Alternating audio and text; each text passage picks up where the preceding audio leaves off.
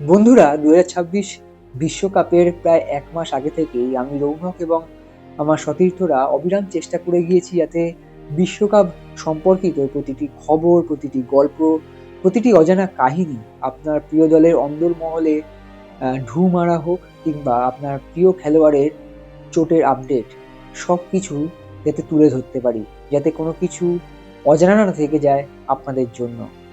তবে আজকে আমি একটা খোলা চিঠি পড়বো, জানেন।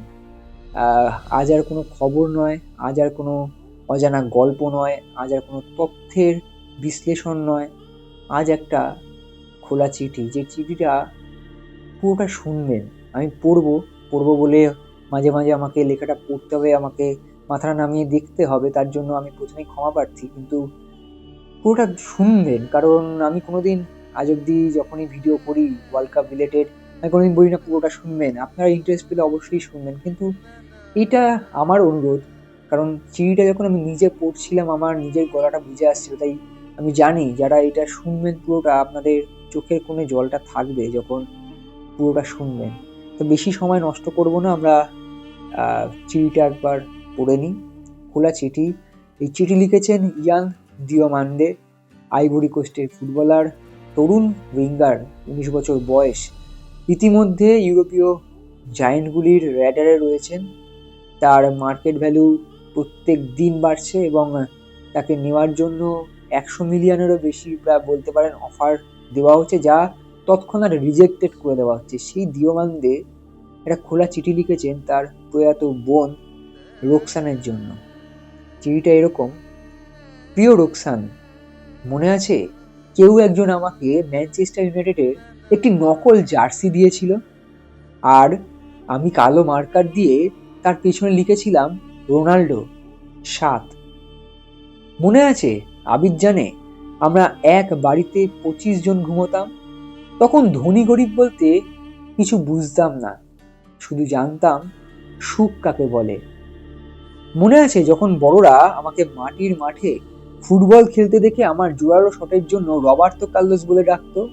আমি মনে মনে খুব রাগ করতাম, কারণ আমার আদর্শ ছিল ক্রিশ্চিয়ানো রোনাল্ডো। কিন্তু কেউ আমাকে দলে নেয়নি, ইংল্যান্ডে কোথাও সুযোগ পাইনি, এমনকি MLS এ বি দলগুলিও আমাকে চায়নি।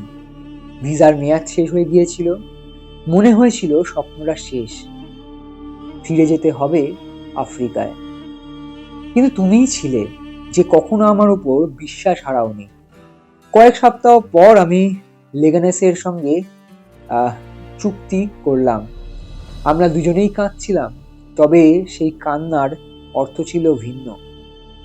সেটা ছিল সেই সময় যখন আমার অনুভূতি ছিল, এখন আর আমি কিছুই অনুভব করতে পারি না। মনে হয় আমি যেন মানুষই নই। তুমি চলে যাওয়ার পর থেকে আমি ভিতর থেকে একেবারে শূন্য। যেদিন আমাকে বলা হলো তুমি আর নেই, সেদিনও মনে হয় আমার চোখে একটা ফোঁটাও জল আসেনি। আমি শুধু হতবাক হয়ে গিয়েছিলাম। তোমার বোন আর নেই? কি? সে মারা গিয়েছে? তুমি কি বলছো? একটা পার্টিতে কেউ তার পানীয়তে কিছু মিশিয়েছিল, তারপর সে আর কখনো জেগে ওঠেনি।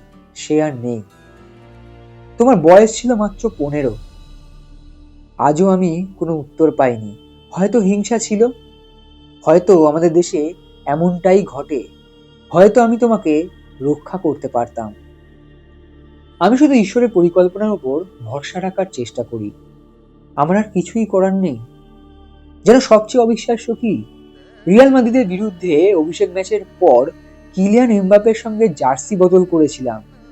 মনে আছে আমরা টিভিতে ওকে দেখতাম, আর তুমি বলতে এমবাপ্পে ও ভালো খেলোয়াড়, কিন্তু আমার ভাই আরো ভালো। আমি কখনো বড় বাড়ি বা দামি গাড়ি চাইনি।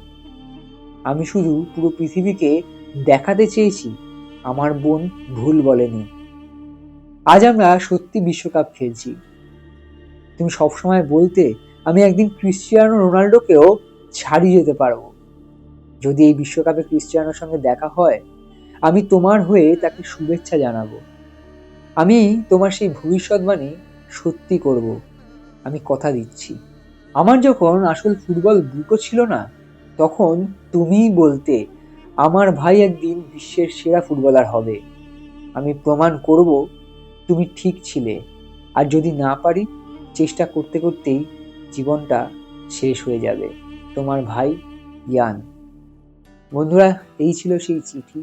এরপর আমি আর কথা বাড়াতে চাই না। আপনারা সেই অনুভূতিটা অনুভব নিশ্চয়ই করতে পারছেন। প্রিয় মানুষ, যিনি ওই আসল বুটটা যখন ছিল না, একটা জার্সি ছিল না, একটা নকল জার্সি তিনি জোগাড় করে সেই ভরসাটা জুগিয়েছিলেন, এবং তার যে আইডল সেই ক্রিশ্চিয়ানো রোনাল্ডোকেও ছাপিয়ে যাওয়ার একটা স্বপ্ন দেখিয়েছিলেন, তিনি অকালে চলে গিয়েছেন।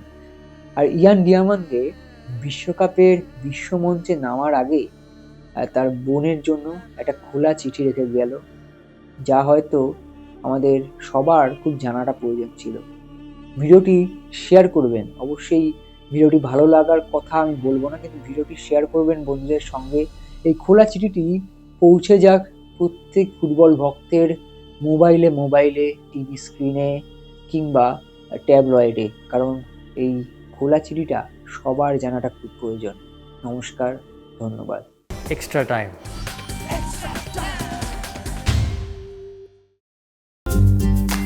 লেটেস্ট নিউজ আর এক্সক্লুসিভ ভিডিওর সঙ্গে আপডেট থাকতে এখনই সাবস্ক্রাইব করুন আমাদের ইউটিউব চ্যানেল। বেল আইকনে ক্লিক করতে ভুলবেন না যেন।